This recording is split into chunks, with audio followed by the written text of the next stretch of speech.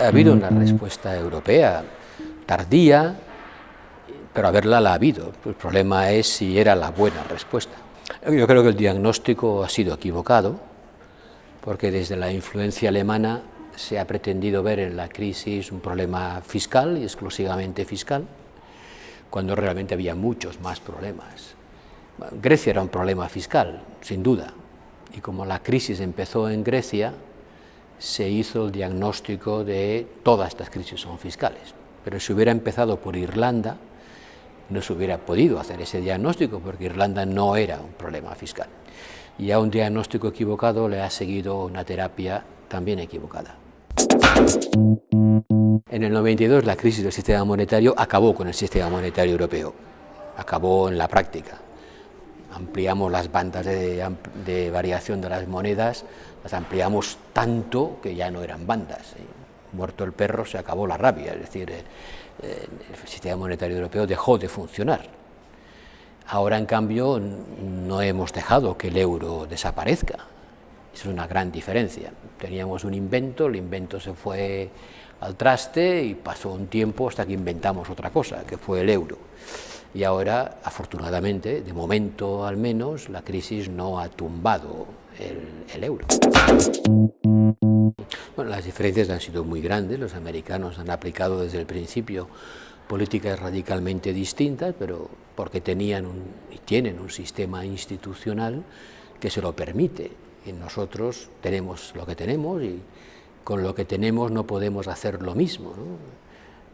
Cuando el presidente de la Reserva Federal Americana, Bernanke, dice no voy a relajar, no voy a endurecer, perdón, la política monetaria hasta que el paro no baje de un cierto nivel, creo que dijo el 6%, está diciendo algo que el señor Draghi no podría decir, aunque lo pensara, porque la Reserva Federal tiene el doble objetivo de preocuparse a la vez de la inflación, el crecimiento y el paro, y nuestro Banco Central tiene un objetivo prioritario, que es la inflación, y luego, muy luego, vienen los demás. Y con esta diferencia difícilmente se puede dar la misma respuesta. No es nada que entusiasme a nadie, ¿no? Es decir, apretarse el cinturón no es una política que levante entusiasmos. En particular, sea o no sea necesaria, que esta es otra cuestión, es evidente que no es algo para hacerse popular. En España en particular, ¿no? Para los españoles Europa era una especie de hada buena que repartía cosas buenas, ¿no? Que financiaba infraestructuras, nos daba fondos sociales y estructurales, nos han regado con dinero europeo la geografía de España, ¿no? Nos han dado capitales abundantes, tipos de interés bajos. Eso era algo que reforzaba la visión positiva de Europa que siempre hemos tenido los españoles, ¿no? Y ahora es más bien una madrastra mala, ¿no? Bueno, las madrastras son malas todas por definición, pero es una madrastra que impone disciplinas, ¿no? Ya no regala nada, al contrario, te dice tienes que pagar más impuestos, tienes que bajarte los salarios, tienes que tener menos servicios públicos, tienes que pagar intereses más altos. Bueno, no podemos tener la misma visión de la Europa del FEDER que de la Europa de la austeridad, eso es evidente, ¿no? Nadie dice no queremos Europa, por el momento todavía, pero estamos descontentos con esta Europa. Los griegos, por ejemplo, están muy descontentos, pero no quieren salirse del euro, ¿no? No es que digan, ahora ya no queremos ser europeos ni queremos estar en el euro. No es eso lo que dicen, ¿no? Y Syriza nunca ha propuesto eso, ¿no? Dicen, estamos descontentos con esa Europa y nos gustaría otra, pero queremos seguir en ella. Creo que hay que distinguir el eurodescontento del euroescepticismo o de la eurofobia, ¿no? Porque también nos han salido eurófobos, ¿no? Gente que no es que sea escéptica, es que está radicalmente en contra. Da la sensación de que ya se ha acabado, ¿no? O sea, y no se ha acabado, ni mucho menos. Seguimos y seguiremos durante mucho tiempo con unas políticas económicas radicalmente distintas a las que vivimos antes de la crisis. Pero, aunque no se haya acabado todavía, es evidente que las políticas que se han aplicado para salvar al euro seguramente han debilitado el entusiasmo europeísta de la gente. Es posible que hayamos salvado el euro, pero a costa de sacrificar el proyecto político de Europa. Los márgenes de maniobra son muy estrechos y es verdad que la gente ha percibido que se puede cambiar de gobierno, pero no se cambia de política, ¿no? Hemos cambiado un gobierno de socialistas a populares, los populares nos prometieron que iban a cambiar radicalmente las políticas de austeridad y taza y media, ¿no? Pero eso mismo ha pasado en Grecia y en Portugal y en todas partes donde ha habido cambios de gobierno. El que estaba en la oposición criticaba las políticas de austeridad y cuando ha llegado el gobierno no le ha quedado más remedio que seguirlas aplicando, supongo que no por gusto, incluso reforzándolas. Es verdad, el margen de maniobra es muy escaso porque nos hemos comprometido y hemos firmado tratados y hemos acordado decisiones en común, las hemos acordado nosotros también, todo el mundo ha participado en esos acuerdos, que lógicamente limitan el margen de maniobra de los gobiernos. Syriza lo está aprendiendo en carne viva, ¿no? Pero cuando se reprocha a Syriza que no cumple su programa electoral, yo me pregunto qué es lo que ha hecho Rajoy en España con respecto al cumplimiento de un programa electoral. Si alguien puede dar lecciones de cómo no se cumple un programa electoral es el señor Rajoy. La contrapartida de las ayudas financieras han sido la imposición de políticas que tienen el sesgo que tú has llamado neoliberal, es decir, de desregulación, liberalización, que algunos gobiernos no hubiesen aplicado voluntariamente, el caso de Zapatero está claro, y que se vieron obligados a hacerlo como contrapartida a una ayuda. Y bueno, hasta cierto punto también hay que entender que quien da una ayuda quiere garantizarse que ese dinero le será devuelto. Tú harías lo mismo con un familiar que te pidiese un préstamo, ¿no? Le dirías, bueno, vale, pero me lo vas a devolver, ¿no? Y para que me lo devuelvas, para que me lo puedas devolver, pues no te vas a ir de vacaciones y te vas a reducir tu tren de vida, ¿no? Hasta cierto punto hay una lógica de te presto y pongo condiciones, nadie presta gratis y sin condicionalidad. El problema es que esas condiciones, en algunos casos, no han ayudado a resolver la crisis y por lo tanto no han hecho más fácil devolver el préstamo, sino que puede que lo hayan hecho imposible. ¿Tenemos un problema con la deuda? No, tenemos un problemón con la deuda. Tenemos un súper problema con la deuda. Grecia va a 180% del PIB. Si un país que tiene un 180% del PIB de deuda pública no es un problema, ya me dirás, ¿no?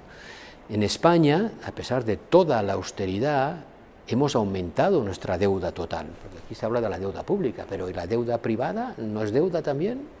La deuda familias, empresas no financieras más sector público en España ha aumentado en 70 puntos de PIB. A pesar de todas las austeridades no nos estamos desendeudando, nos endeudamos más cada día que pasa. Todos, menos Alemania. Todos menos Alemania. Es evidente que eso no es sostenible, pero tendríamos que entrar a discutir qué quiere decir sostenibilidad de una deuda. Por ejemplo, la deuda griega es sostenible. No y sí, depende cómo lo mires, porque la deuda griega tiene unos tipos de interés muy bajos y es a muy largo plazo. Bueno, salvo lo que tienen que pagar a finales de junio, el grueso de la deuda lo tienen que devolver muy tarde. Si tú tienes una deuda muy grande, pero la tienes que devolver muy tarde y apenas pagas intereses por ella, ¿es sostenible?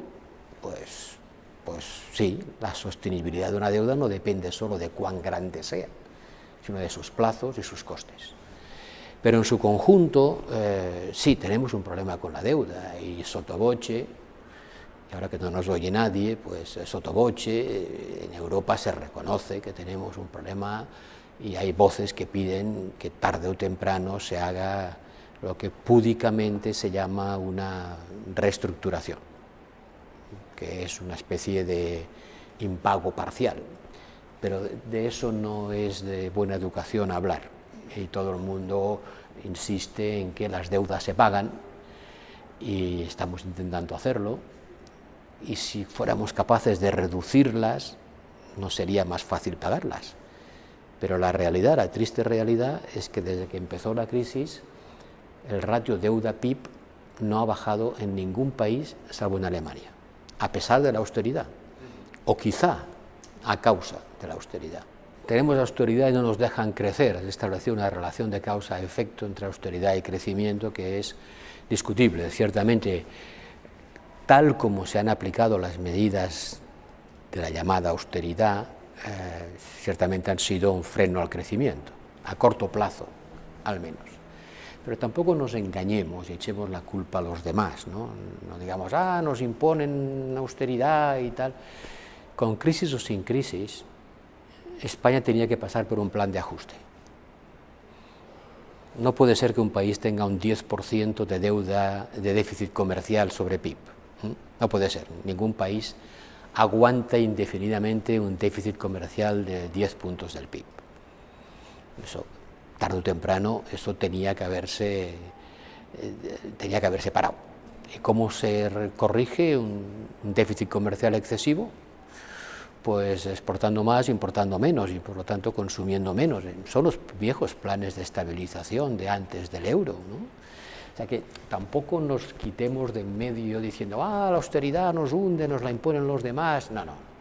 Nosotros hemos cometido errores muy grandes y esos errores se pagan. Otra cosa es que al pagarlos no solamente no nos redimamos, sino que empeoremos. La medicina puede ser peor que la enfermedad, ¿no? ¿Sabes cuál es la diferencia entre la medicina y el veneno? La dosis. Pues probablemente depende con qué dosis se apliquen las políticas de ajuste, pueden ser medicina o veneno. Y depende de cómo se repartan los costes, ¿no? Y depende también exactamente cómo se repartan los costes. Y está claro, esta mañana lo estaba viendo, España es el país donde la desigualdad ha crecido más durante la crisis, más que en Grecia. Nuestro PIB ha caído menos, mucho menos, pero somos el país de Europa donde la desigualdad ha crecido más en términos de puntos del indicador Gini que en ningún otro, lo cual quiere decir que ciertamente hemos repartido mal, muy mal, los costes de la crisis, ¿no? Y con las políticas de expansión cuantitativa monetaria seguramente va a crecer todavía más la desigualdad, porque a corto plazo esas políticas favorecen a los que tienen capital. Si me permites que haga de abuelo cebolleta y recuerde mis recuerdos, ¿no? Cuando yo llegué a un primer Consejo de Ministros de la Unión Europea, recién entrados, ahora hace 30 años, ¿no? Cuando yo llegué como secretario de Hacienda a un Consejo de Presupuestos, el ministro griego de entonces me dijo, bienvenidos, España y Portugal, ahora se van a enterar estos del norte, porque ahora los del sur podemos formar una minoría de bloqueo. Hasta ahora no pintábamos nada porque no podíamos influir en las decisiones, pero ahora, juntos, Italia, Grecia, Portugal y España, tenemos votos suficientes para formar una minoría de bloqueo y no van a poder adoptar nada con lo que no estemos de acuerdo. Bueno, sí, yo no entendía muy bien todavía cómo funcionaba aquello, pero me di cuenta de que sí, que juntos podíamos decir, pues no estamos de acuerdo. Y tenían que conseguir nuestro acuerdo. Tú me preguntas si eso que ya ocurrió puede ocurrir ahora.